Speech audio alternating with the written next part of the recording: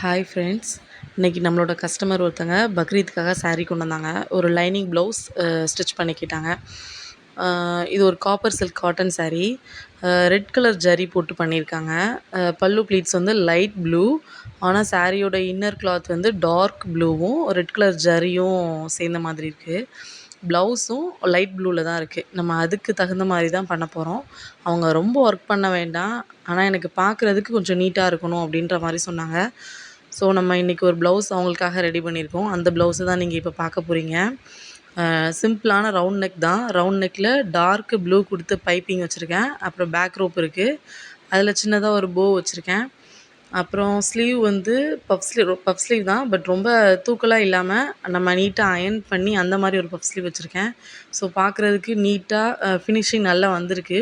கஸ்டமரும் பார்த்து ஹாப்பியாக நல்லாயிருக்கு அப்படின்ற மாதிரி சொன்னாங்க. ஸோ வந்து இன்றைக்கி உள்ள ஒர்க் வந்து ரொம்ப சாட்டிஸ்ஃபைடாக முடிஞ்சிருக்கு. இந்த மாதிரி உங்களுக்கும் நீட்டாக நல்ல ஃபினிஷிங்கில் ப்ளவுஸ் தைக்கணும் அப்படின்னா கண்டிப்பாக காண்டாக்ட் பண்ணுங்கள். Bye guys.